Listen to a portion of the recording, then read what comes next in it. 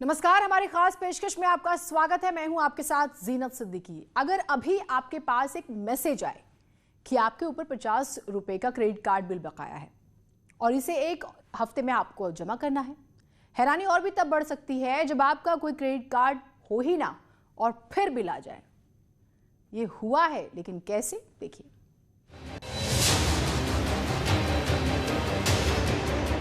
Credit card से खरीदारी करते हैं तो ये खबर आपके लिए ही है।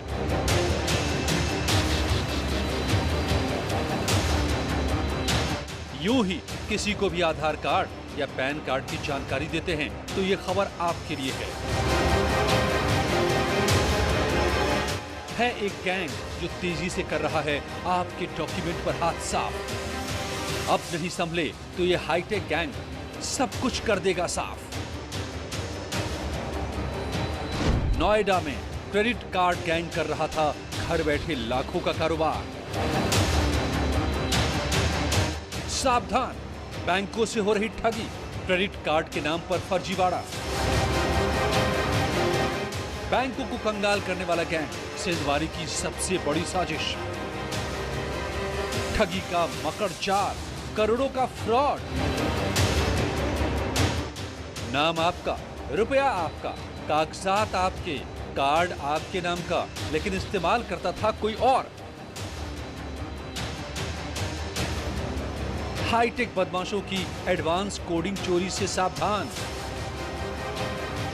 बदमाशों के निशाने पर आपका क्रेडिट कार्ड। ये आपके कार्ड से कुछ भी कर सकते हैं, पलक झपकते ही आपको कंगाल बना सकते हैं।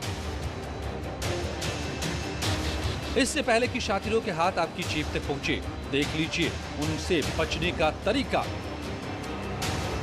क्योंकि आज नहीं संभले तो कल को लग सकता है लाखों का चूना। मिशन पर हैं पढ़े लिखे बदमाश।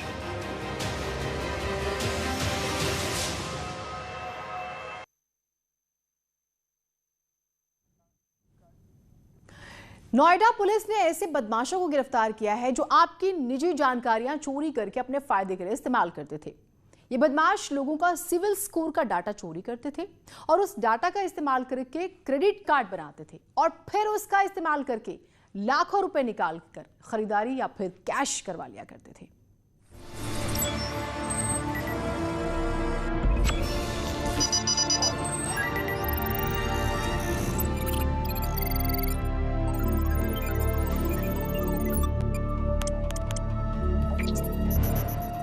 जिसका डाटा इस्तेमाल किया उसको तो कुछ पता ही नहीं, जिसके खाते से रुपए कटे उसको भी नहीं मालूम। कस्टमर तो कस्टमर, बैंकों को भी शातिरों ने बेवकूफ बनाया। पुलिस की गिरफ्त में खड़े वो शातिर हैं जो बिना आपसे पूछे आपके नाम का क्रेडिट कार्ड बनवा लेते थे और उसके जरिए शॉपिंग करते थे। जो हमारी नोएडा की यूनिट है और सेक्टर 20 की पुलिस, इन दोनों के संयुक्त प्रयास से एक बहुत ही बड़े कार्ड फ्रॉड करने वाले, क्रेडिट कार्ड फ्रॉड करने वाले गैंग का खुलासा हुआ है। इसमें 4 लोग अरेस्ट हुए हैं और ये चारों दिल्ली के रहने वाले हैं। ये बदमाश लोगों का डाटा बैंक से चोरी करते थे। ये उन्हीं का डाटा निकालते थे जिनका सिविल स्कोर अच्छा होता था, क्योंकि सिविल स्कोर अच्छा होगा तो बैंक बड़ी आसानी से उसे लोन या क्रेडिट कार्ड जारी कर देते हैं। सबसे पहले ये बदमाश सिविल स्कोर का डाटा चोरी करते थे और फिर उसका इस्तेमाल करके फर्जी डॉक्यूमेंट्स बना लेते थे और एक बार जब डॉक्यूमेंट्स बन जाता था तो ये उसी का इस्तेमाल करके क्रेडिट कार्ड के लिए अप्लाई कर देते थे। बेसिकली ये जो चारों हैं, इसका जो सरगना है जतिन और कपूर, ये दोनों मिलकर के पहले बैंक में जितने लोगों के डॉक्यूमेंट्स है, बेसिक डेटा स्टील करते थे, डेटा थेफ्ट किया जाता था, डेटा लेकर के और उसके बाद क्रेडिट कार्ड्स बनाए जाते थे और उस क्रेडिट कार्ड के माध्यम से बहुत सारे ट्रांजैक्शन किए जाते थे। एक बार जब कार्ड बन जाता था तो ये बदमाश उसकी पूरी लिमिट के बराबर शॉपिंग कर लेते थे और फिर कार्ड को ठिकाने लगाते थे। क्रेडिट कार्ड बनवाने के लिए कुछ और तरीकों का भी इस्तेमाल करते थे। ये बदमाश अच्छे क्रेडिट स्कोर वाले लोगों का केवाईसी डॉक्यूमेंट बैंक से चोरी करवा लेते थे और फिर उसी नाम से आईडी प्रूफ बनवा लेते थे। उसके बाद इस तरीके से गिरोह सक्रिय रहता था कि उसी नाम पर ये क्रेडिट कार्ड लेकर के आपको चूना लगा देते थे और बैंकों की सांठगांठ के साथ जब एड्रेस वेरिफिकेशन के लिए लोग आते थे तो ये उसी नाम से हाजिर हो जाते थे और आपके क्रेडिट कार्ड पे अपने नाम का क्रेडिट कार्ड लेकर के ठगी करते थे। पूछताछ में आरोपियों ने बताया है कि मुकेश जुनेजा नाम के शख्स के ये केवाईसी के कागजात खरीदते थे। ये उन्हीं लोगों के कागजात खरीदते थे जिनकी बैंक में अच्छी साख होती थी। गैंग का सरगना जतिन अपने आप को नोएडा की एचसीएल कंपनी का स्टाफ बताता था। इसी कारण एचसीएल कंपनी का नाम सामने आने से बैंक के कर्मचारी भी उससे पूछताछ नहीं करते थे। मुकेश ने शातिराना ढंग से 20 ऐसे कार्ड बनवाए जिसके जरिए वो ठगी को अंजाम देता था। उसने कभी अपना असली नाम किसी को नहीं बताया। जहां भी जिसके डॉक्यूमेंट उसके पास आ जाते थे वो एचसीएल का नाम देकर के इसी तरह से फ्रॉड को अंजाम दिया करता था। यही नहीं, शातिरों ने गौरव शर्मा नाम के शख्स का नाम इस्तेमाल करके कई बैंकों से स्वाइप मशीनें भी हथिया ली और इन मशीनों पर स्वाइप करके ये 80 लाख रुपए इधर उधर कर चुके हैं। इस गैंग के जो बाकी आरोपी हैं वो गुड़गांव, करनाल और दिल्ली में रहते थे, लेकिन जब फर्जीवाड़ा करना होता था पूरा गैंग इकट्ठा हो जाता था।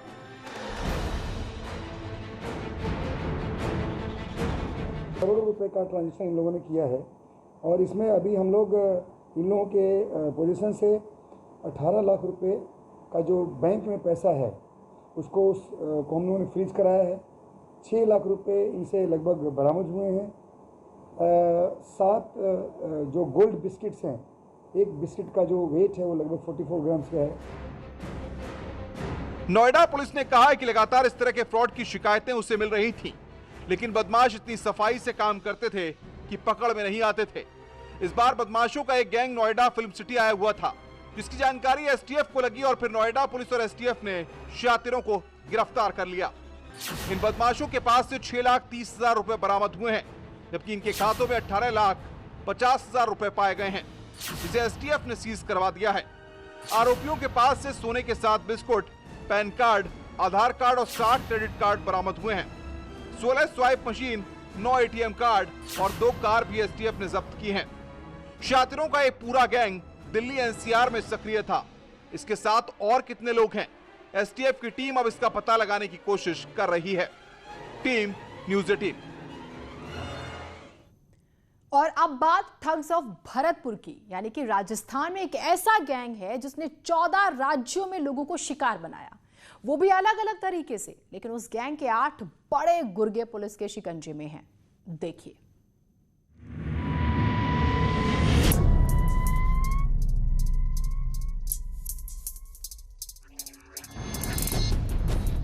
इनकी साजिश से बच नहीं पाएंगे। उनके जाल से निकलना है मुश्किल।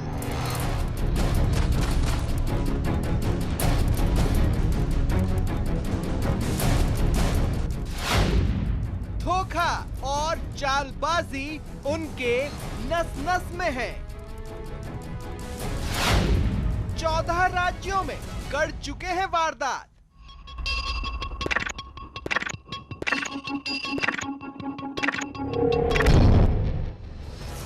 वो है भरतपुर का शातिर OLX गैंग।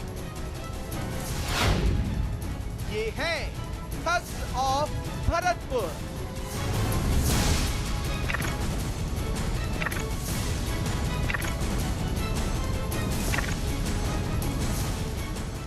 जी हाँ, इनके कारनामे सुनेंगे तो आप भी हैरान रह जाएंगे, क्योंकि ये इतने शातिर हैं कि एक दो नहीं, पूरे 14 राज्यों में ठगी का जाल फैला रखा था।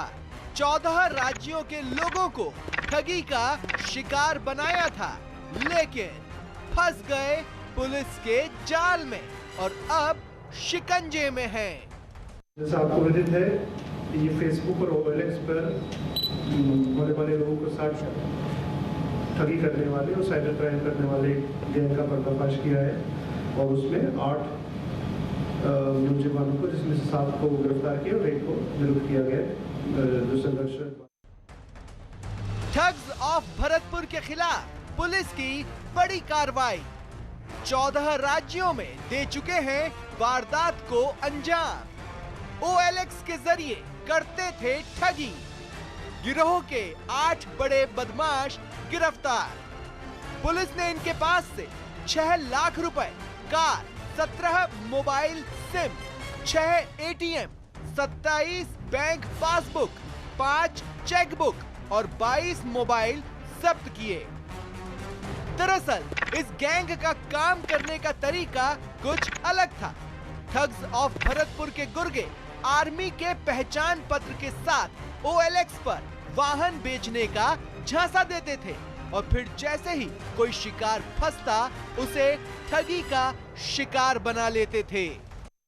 आर्मी की फटीग या आर्मी की यूनिफॉर्म पहन के फोटो खिंचा के उनके मिलिट्री के कैंटीन के ID कार्ड बना के फिर ये OLX पे जाते हैं। OLX में अपना सामने वाले विक्टिम को विश्वास कायम करने के लिए इस तरह का प्रयोजन करते हैं। उसके बाद जिस जगह का वो ऐड देते हैं OLX में, जैसे चीज़ बेचने की भी ऐड होती है, खरीदने का भी रहता है, तो बाहर के स्टेट्स को जनरली टारगेट करते हैं। नेचुरली अपने यहाँ के आसपास के लोगों को टारगेट नहीं करते और बाहर के लोगों को इससे ये फायदा मिलता है कि वहाँ का जुरिस्डिक्शन भी अलग हो जाता है, वहाँ की टीमें भी बहुत ज़्यादा यहाँ पे आना मुश्किल रहता है उनका, और इस तरह से ये अपना। इस ठग गिरोह ने गुजरात, कर्नाटक, महाराष्ट्र, तेलंगाना, आंध्र प्रदेश, ओडिशा, तमिलनाडु, पश्चिम बंगाल, छत्तीसगढ़, मध्य प्रदेश, असम, यूपी, उत्तराखंड और दिल्ली में भोले भाले लोगों को ऑनलाइन ठगी के जरिए ठग रहे थे। मेवात इलाके के ये बदमाश OLX और फेसबुक के जरिए कार, बाइक समेत अन्य सामान सस्ती कीमतों में बेचने का झांसा देकर लोगों के साथ ठगी कर रहे थे। अब इस गिरोह के 8 गुर्गों के शिकंजे में फंसने के बाद पुलिस को उम्मीद है जल्द ही कुछ और बड़े खुलासे हो सकते हैं। भरतपुर से न्यूज़ 18 के लिए प्रवीण शर्मा की रिपोर्ट। बदमाश सक्रिय हैं, जरूरत है तो थोड़ी सावधानी बरतने की। क्रेडिट कार्ड फ्रॉड से बचने के लिए कुछ बेसिक बातें आपको बताते हैं जिसको अगर ध्यान में रखा जाए तो फ्रॉड रुक सकता है। क्रेडिट कार्ड का पासवर्ड किसी को ना बताइए।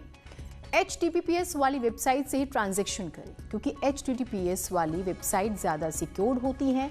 जरूरत से ज्यादा क्रेडिट लिमिट ना रखें, जितनी जरूरत हो उतना ही रखें। क्रेडिट लिमिट कम होने पर नुकसान कम। नियमित तौर पर अपने कार्ड का स्टेटमेंट चेक करते रहें। पेमेंट पर SMS अलर्ट सुविधा लें। 3-4 महीने में कार्ड का पिन जरूर बदलें।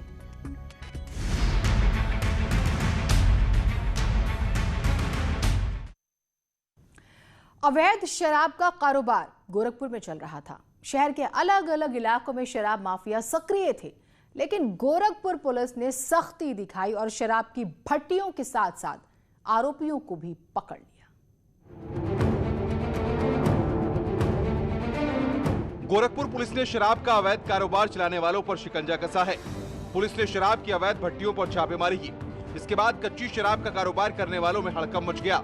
आबकारी विभाग और पुलिस की ज्वाइंट एक्शन टीम ने जिले के कई ठिकानों पर छापेमारी करके शराब की उन भट्टियों को नष्ट करवा दिया है जहां से जहरीली शराब का प्रोडक्शन शुरू हुआ करता था।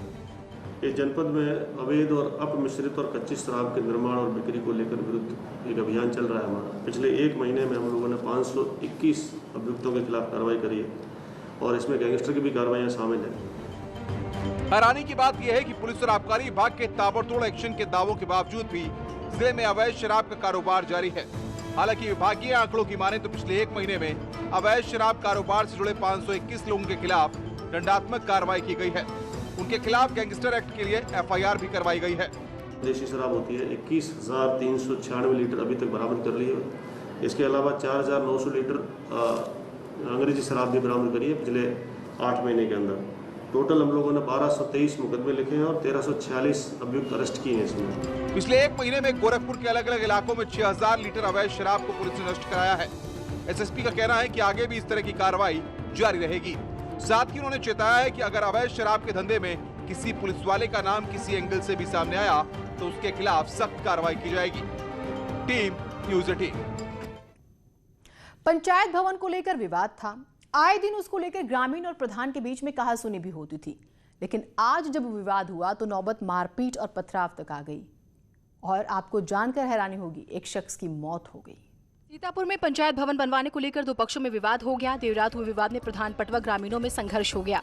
दोनों तरफ से जमकर ईंट पत्थर चले, जिसमें एक युवक की मौत हो गई। घटना की जानकारी मिलते ही एसपी आरपी सिंह भारी पुलिस बल के साथ मौके पर पहुंचे। पुलिस ने 4 आरोपियों को हिरासत में ले लिया। मामले में एफआईआर दर्ज कर ली गई है। पुलिस का कहना है कि युवक के शरीर पर किसी प्रकार की चोट के निशान नहीं पाए गए हैं। मौत के कारणों का पता लगाने के लिए पोस्टमार्टम के लिए शव को भेज दिया गया है, जिसकी रिपोर्ट आने के बाद कानूनी कार्रवाई की जाएगी। फिर भी मौत का सही कारण जानने के लिए उसका पोस्टमार्टम कराया जा रहा है। थाने में 304 आईपीसी के तहत मुकदमा दर्ज किया गया है। नामजद 4 लोगों को हिरासत में लिया गया है। पोस्टमार्टम रिपोर्ट आने के पश्चात आवश्यक विधिक कार्रवाई की जाएगी। ग्राम प्रधान के जरिए गांव में पंचायत भवन का निर्माण कार्य कराया जा रहा था, लेकिन गांव के ही कई लोग इस निर्माण का विरोध कर रहे थे। विपक्षियों के विरोध की वजह से निर्माण कार्य रुकवा दिया गया, लेकिन विपक्षी गुट निर्माण कार्यस्थल पर आए और पंचायत भवन की आधी बनी बिल्डिंग को गिरा दिया, जिसके बाद विवाद इतना बढ़ गया कि ईंट पत्थर चलने लगे। पथराव और भगदड़ में युवक इसरार की मौत हो गई। हरदोई में पुलिस ने हत्या के आरोपी को गिरफ्तार कर लिया। इसकी गिरफ्तारी एनकाउंटर के बाद हुई। सिर्फ हरदोई ही नहीं, औरैया में भी पुलिस ने एनकाउंटर के बाद आरोपियों को गिरफ्तार किया।